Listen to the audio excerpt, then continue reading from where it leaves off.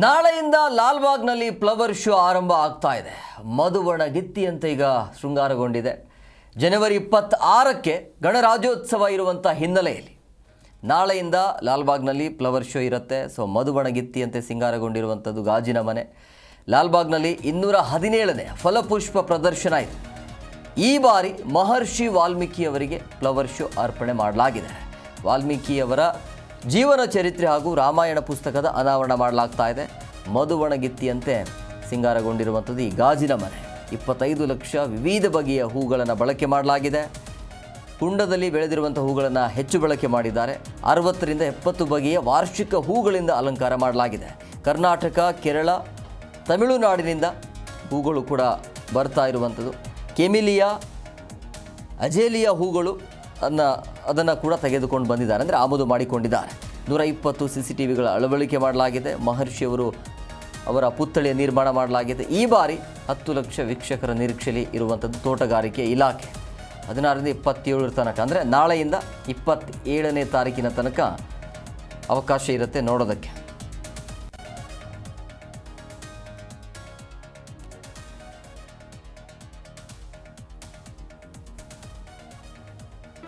G Kannada news ಈಗ ನಿಮ್ಮ ಮನೆಯಲ್ಲೇ ನೋಡಿ. ಎಲ್ಲ ಕೇಬಲ್ಗಳಲ್ಲಿ ಈಗ ಲಭ್ಯ.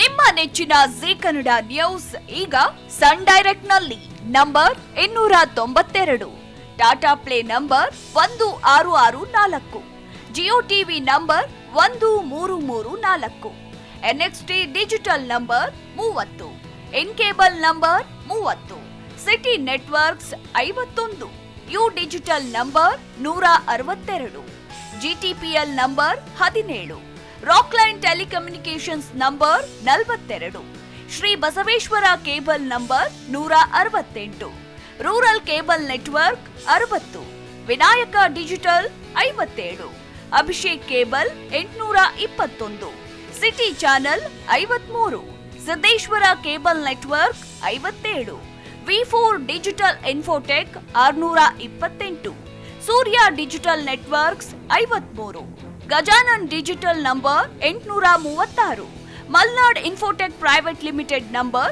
56, Metrocast number 830, Victory digital number 167ರಲ್ಲಿ ನೋಡಿ ಆನಂದಿಸಿ.